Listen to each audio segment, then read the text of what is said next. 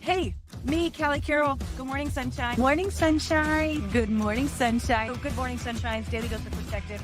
Good morning, sweet baby sunshines. Good morning, sunshines. Let's get started. Good morning, sunshines. Oh, watch. You guys want to watch something really cool? If you're listening, I'll describe to you what I'm doing. I'm taking a step back. I'm putting both arms out to the side, and I am raising my left arm over my head, to the front, back, around, in circles. Look at this. Out to the side and down, up to the front and down. Up, military press. What? I know what you're thinking. What the hell are you talking about, Callie? Guys, I injured my shoulder in May, the end of May, the mid end to May, right before my kids gave up technology. I don't know. It was already kind of hurting. Oh, I'm sorry. This is a daily dose of perspective. We're talking about healing. It will make sense in a minute. Just follow along. Say good morning, sunshine in the comments. Hashtag GMS, wherever you're watching or listening. Say something you're grateful for. Maybe it's that you have mobility in your left arm. Watch this. Oh, I can't do that one. That was bad. I can't break dance yet. In your left arm. That's what mine is today. Just don't do that move again. And that's gonna change transition your state of being to a more happy physical state. Okay, so it was just a wee few months ago. June, July, August, September, October, November. It was like 6 months ago. And my shoulder had already been kind of hurting because I didn't work out for 2 years during my baby's diagnosis. And just it was like a lot to be a caretaker. And also I didn't mentally have the capacity. And then I went back to the gym last October and I discovered dance classes like a year ago right now. And I was like, yes, this is my happy space. Also, I had no muscle mass and I was flailing my arms around. And I'm like this, like all of us are, instead of like this, like you're supposed to be, which is shoulders up versus shoulders down, like for your form. And so my shoulders were hurting a little bit. So then I go camping and I fall whoop, out of the camper one fine day and catch myself pop on my shoulder. And then I couldn't use it for quite a while. I don't think I did any sort of gym time for like 6 weeks. Went to different things for like doctor's appointments, doing an MRI and trying to figure stuff out. And like, yeah, like the sheet thing is like frayed and you've got like bursitis and arthritis and blah, blah, blah, blah, a bunch of itises, but probably nothing surgical. Like you're going to have to rehab your body into being able to use your shoulder again. So what I did obviously is canceled all of my physical therapy appointments with Kaiser, because that's what you do, and started seeing my boy Justin. He's a fascial therapist is what I'm going to call him. He does other things too. He's in Colorado. If you guys get injured, you got to see him. It's teamwork therapy. He's amazing. And so he started doing this stuff where he was like going in and like basically bringing blood flow back to the areas, especially this one in my armpit that he did that like released my armpit. So now I can lift and move my arms. And also at the same time, he instructed me how I could start lifting slow, like low amounts, very low amounts. This was after about 3 months. Just my lower back and working on this, like straightening, tightening, and toning. What am I stepping in? Just like a pile of sugar or syrup under my feet. That's not comfortable. Who? What? Why? Let's just pick that up. If we did that, it's probably me. Anyways, so I've been working on my lower back in different area, and throughout and over the last 6 months, I've gone from not being able to lift. I mean, like so much as a can of soup, like trying to do my hair, couldn't move my arm for a good 6 weeks. Then I could barely lift. Then I could like kind of like start to maneuver in some different directions to being able to move my arm around. Now, can I lift like weights like that? No, not yet. But healing takes time, which is the point of today's conversation. So let's get to that. But first, let me tell you guys why I was thinking about this just now. And I was like, you know what? You should just jump on, just do a live video right now. Let's like, let's go. I was trying to, my husband took out the trash. And it's been like a request ever since. There were some benefits to having my arm hurt. And one of those was I've asked him to just always take out the trash because it was too heavy. Like I still actually can't do that movement very well, but like lifting things or holding things with his arm, I just couldn't do. So since that point, 6 months ago, that's been his chore. And I love not taking out the trash. So today he was leaving and I said, hey, just one real quick request. Could you take out the trash before you go? And he did. And then I looked over and both trash cans don't have trash bags in it, but the trash is gone. Did he take it out? Absolutely. Thank you. Grateful. And also I just thought it was comical that there were no trash bags in it. So finished up that job and I was like, we should talk about healing because that takes time, which leads me to one more story. And it's still all coming together. Okay.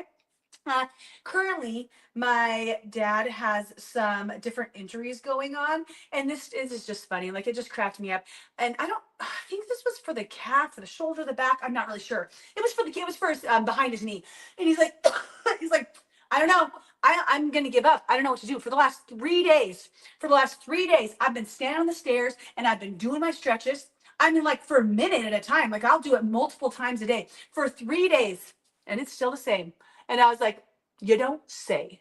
You don't you don't say.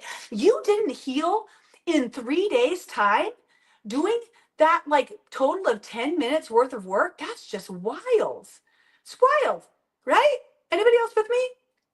Okay, so here's the real deal. Healing takes time in all different areas of our life and our body and our form, physically, emotionally, right?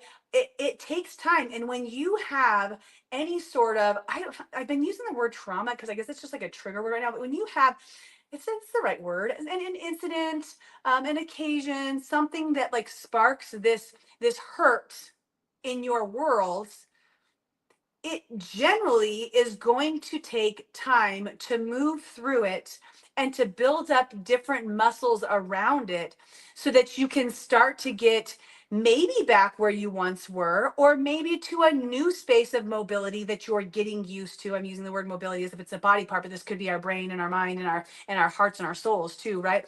So like, in the physical world, I think about when I my sublux, my whatever this like ligament was right here. If you guys were following back then, I decided to take pole classes. They were fun and challenging, and like got the gymnast in me to like try to like hang sideways on poles. But my brain thought that I was way stronger than I really was at the time. So I was like just doing some little move. I got to clean this for up. I was doing this one like little move, and then my arm just popped out. So I didn't have use of my left arm for an entire year, between surgery and healing and like having to wait for that to you know to mend itself. And still to this day, you guys, my new normal after healing from that type of injury is that I know that I could never do a class like that, but I can feel how the tendon works differently. I can't do a whole lot of like push-ups where I'm in this sort of position, and my body and my structure is permanently morphed and changed because of this injury or trauma that my body received. So, two different things that we're talking about here today. Could this be about your physical injury and you're just being impatient? Sure, it could be. Actually, we're going to move this to three different things. But let's talk more about the different emotional traumas or injuries you've been through, and how some of us just want to move through it so quickly. We want to do 3 days of calf stretches and expect to be better just right after that. But I did this for so many days, right? So we want this instant gratification. And have I wanted to use my arm for the last 6 months? You bet your happy ass I have.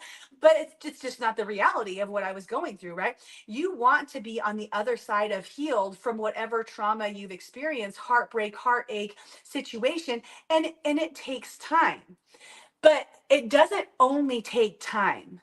If I could have let 6 months pass, not gone to see my fascial therapist, Mr. Justin, not done my exercises, not been strengthening Tony, not working on this. I have to do this all the time. I have to like drop my shoulders, pull them back, and like work on like a full new posture instead of being like this all the time. And I mean like consistently being aware and present of doing the activities and the things that are supporting me in healing.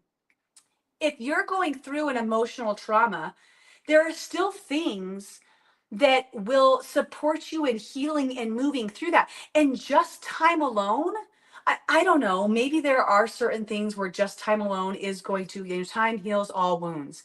But times with proactive and intentional action are going to be so much more supportive in your journey.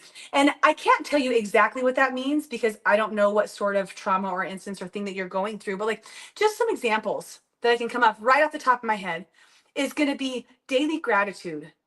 No matter what sort of trauma that you're going through, for you to move your heart space into something that's finding and receiving light with intention, and for you to continue to allow your brain the freedom to move in, right, to this space more easily and readily, because upon trauma, a lot of times, you guys, we can go a negative direction and it just sucks us in. Like, it's hard not to just get to that other side where we're always there. So consistent gratitude, consistent journaling, getting our emotions and our thoughts out there. This does it. Like, maybe you're very angry. You're angry at the world. You're angry at whatever, whomever, however, you're angry about the situation.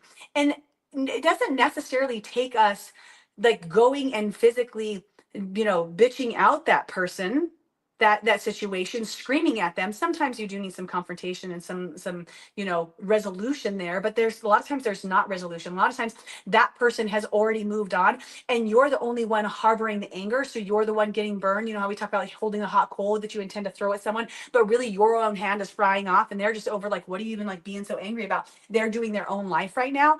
So one way to get that out is by journaling, just getting your emotions onto paper.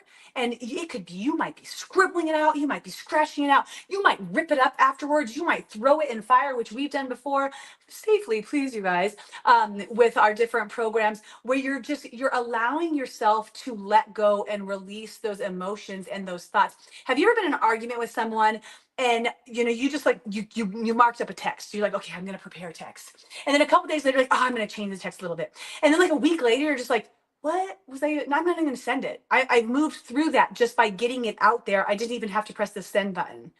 So the same thing with the trauma that you're experiencing in terms of like journaling, just getting out that emotion. So practicing gratitude, having journaling, self-care in terms of making sure that you're giving your body the opportunity to lower your cortisol levels and find more states, like a state of relax, like we talked about a couple days ago or sometime recently, that gratitude can do as well. But like for me, like a state of meditation, if you can afford the time, which we all can, to be still and allow yourself to just try to let go. If you need support with that, going to see someone physically to do a Reiki treatment where they actually lay you down for an hour, and you're not talking for an hour, you're laying there and they're like working on moving your energy, but you still get to be in this space, even if you've never tried it. You're like, that seems like weird, but where you have the relaxing music and environment and quiet and calm, and just to be able to feel like the buzz of your body, that can really give yourself the calm, the quiet, the clarity, as well as just giving your system a reset, which can be very supportive. These are all the little tools. This is like all the little physical therapy that you can do as you're moving through your trauma.